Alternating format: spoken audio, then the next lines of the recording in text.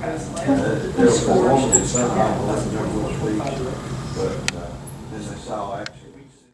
I was surprised. I've got the brochure. Some issues that I see.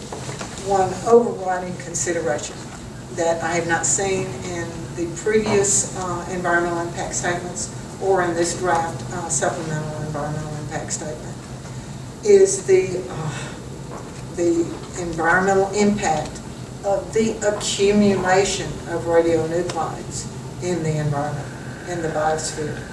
That is something that I do not see addressed, and it is just such an overriding it's such an important factor, because these don't go away. These radionuclides do not just go away.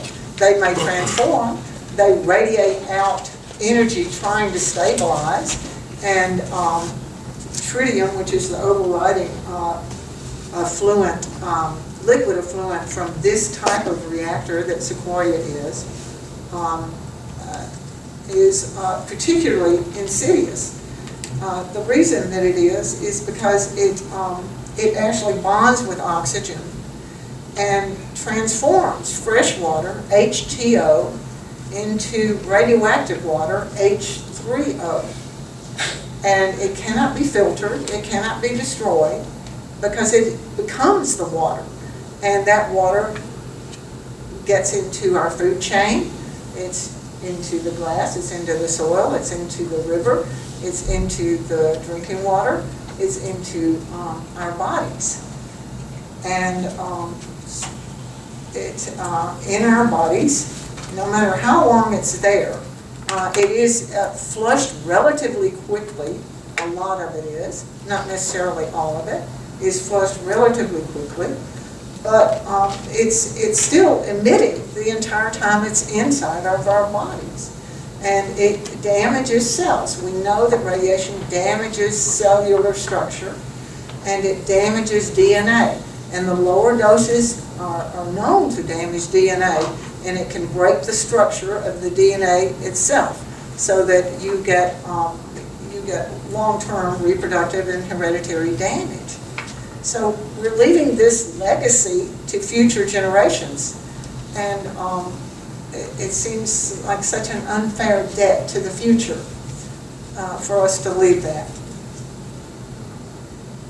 Another thing that I think needs to be pointed out is that this radioactive water is already, as I said, we had 1,571 curies of it released into the water, liquid releases this last year. And the DOE is proposing right now, in cooperation with the TVA, adding from 6,800 to 50,000 curies of radioactive tritium into the river every year upstream of Chattanooga. So combining that is a very large amount of tritium. Curies, something we forget about curies, is that curies are releasing radioactivity. They're emitting at the rate of 37 billion disintegrations or radiations emissions per second. 37 billion per second is a curie. It's hard for us to even fathom that, but when it gets in our bodies and it's in the water that surrounds our DNA, because water cushions our DNA in our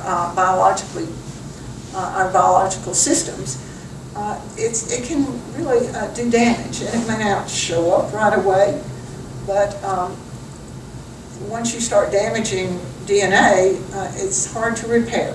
Some people are better at repairing cellular structure than others. Some people are stronger that way. It's hard to know who's going to be affected and who isn't. But radioactivity doesn't respect boundaries.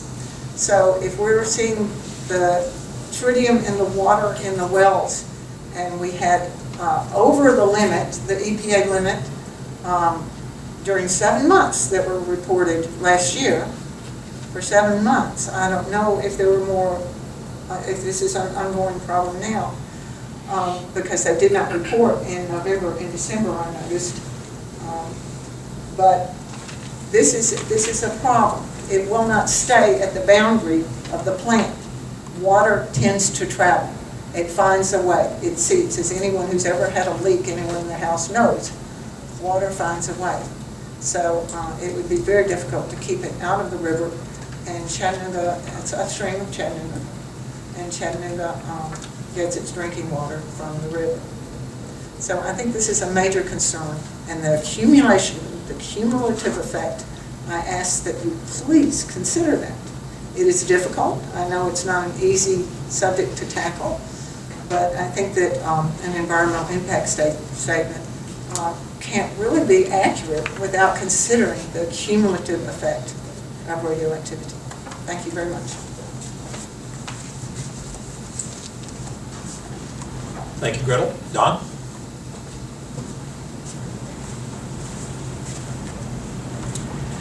Thanks. Once again, Don Safer. I have a couple of questions. The whole question of hydrology, all the dams, the 18 upstream dams from Sequoyah or 18 upstream from Watts Bar, the whole question of hydrology is holding back the licensing of Watts Bar Unit 2. And I know that you don't answer questions here, but I want to raise the question as to whether those same hydrological issues and questions are being considered in the relicensing. I haven't been able to read all 481 pages, so I don't have the answer to that. And then there's a whole issue of beyond design basis accidents, which are basically these large catastrophic accidents. And basically the NRC has always used the, I think, faulty logic that because they think the chances of a serious accident are so slim, they don't have to consider the environmental impacts of an accident of that nature. The problem with that logic is they say it's 1 in however many 100 reactor years or 1 in however many 1,000 or whatever, but the simple fact is that in the number of years that we've had nuclear power operating in the world, we've had 5 major meltdowns or explosions. 3 Mile Island, Chernobyl, and the 3 reactors at Fukushima. So that's 5 reactors out of the 400 or so. And if you do the math, and I don't have that number right with me, but the real world experience does not confirm the hypothetical assessment, and that brings forth the, it's another brick in the wall that says the NRC always assumes the best for the industry and compromises public safety to keep the nuclear industry going. That was a historical problem that caused the Nuclear Regulatory Commission to be split off of the old Atomic Energy Commission, and it's not a problem that has gone away magically with the creation of this new agency, new back in the 80s. And, you know, I mean, you're good people that work there, and I know there's a lot of sincerity, but from an observer, and I try to be an unbiased observer, it just seems like this is the reason this room's not filled is that everybody knows that this is going to be approved. We asked last time, a year ago, how many have not been approved, and it was 0. So, getting back to what I wanted to say about renewables. In 1972, when these reactors were started or being built, it was a different world for renewable energy. Today, the U.S. has 15.6 gigawatt, or 15 gigawatts of solar, cumulative solar capacity. In the first quarter, or the second quarter of 2014, over 1,000 megawatts was installed. That is Sequoyah, basically, in 1 quarter in the United States. 53% of all new electric capacity came from solar in the first half of 2014. Wind energy, from 2001 to 2012, capacity went from 4,000 megawatts to over 60,000 megawatts in those 11 years. And what could be, that's just a fraction of what we could have. And there's a proposal to TVA right now for wind power to be brought from Oklahoma, direct current to Memphis, be distributed, and TVA is dragging its feet on this when it should be making every effort to get that done. There are countries in the world and there are states that are way beyond us. Even Georgia is going to have 7 times the amount of solar by 2016 that Tennessee will have. North Carolina going to have 3 times the amount. We're falling behind, and we're falling behind from a lot of other countries, and the simple fact is the reality is that these technologies work today. They get electrons to run through wires to provide our lights and our cooling and everything else, and they don't need a billion-dollar agency, the NRC, with 3,800 employees to create this illusion of safety and this illusion of due consideration to the processes. Every step of the way that I follow, they're weakening, and it is at the behest of industry, and the industry is affecting the Congress, and we all know how things don't work in Washington. Well, this is another thing that's not working in Washington, and I can tell you that California is getting 33% of its power from renewables by 2020. Denmark got 57% of its electricity from wind in December 2013. Scotland got 40% of its total electricity in 2012 from renewables. This is happening here on the planet. It's happening now. There's no reason it can't happen at TVA. I know this is not necessarily an NRC issue, but I think there are grounds to start phasing out these reactors with respect to the fact that there is no solution to the waste. It's been something that's been worked on by some very smart people for many, many years, over 50 years, and we still don't have any place to put it. And we're not the only country that's in that situation. So thank you. I realize I may have run over, but appreciate it. That's fine. All right. Gary, would you like to have a second shot? Oh, why not?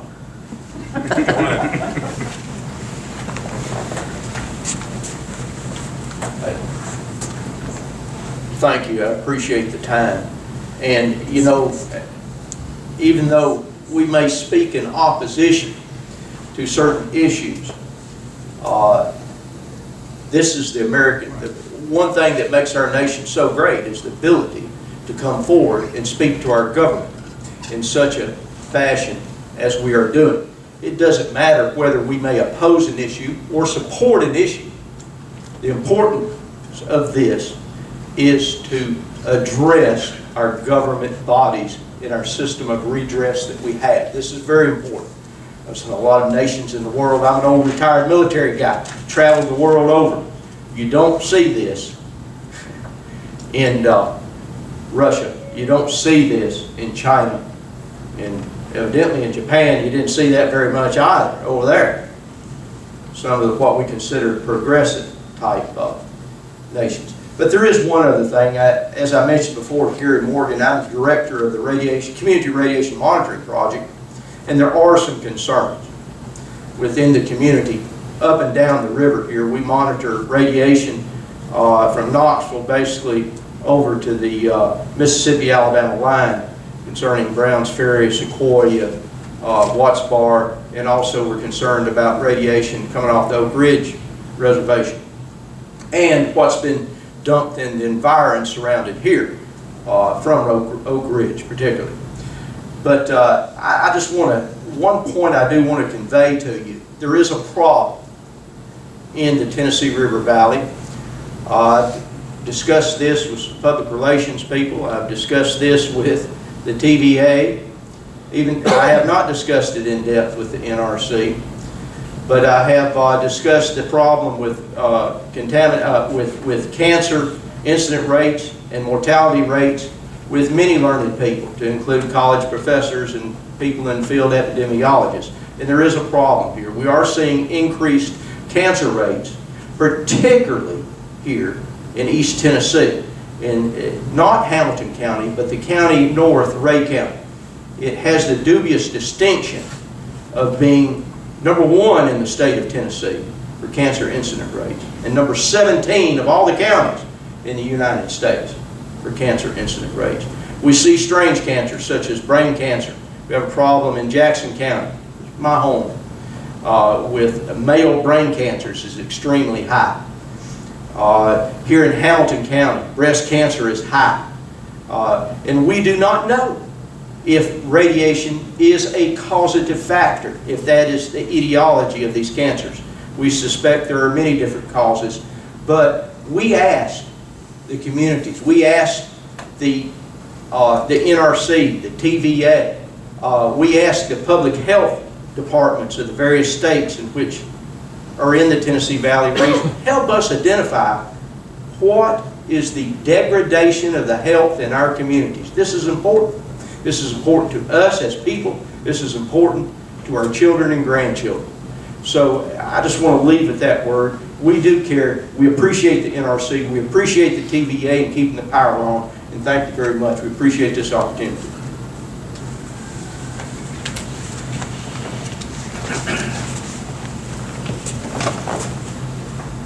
Well, thank you, Gary. All right, we've heard from 3 speakers twice. Does anyone else have any comments they want to provide tonight? Then let me remind all of you, at least one of the speakers said she hadn't had time to review the report before tonight's meeting. Remind all of you that the comment period is not closed tonight. You have at least until September 29th to provide comments online or by email or in writing, and you can get the addresses to do that in the copies of the presentation out on the table. I'm going to ask you again, please fill out a meeting feedback form, give it to a member of the staff or mail it in. Brian, you want to make a few closing comments?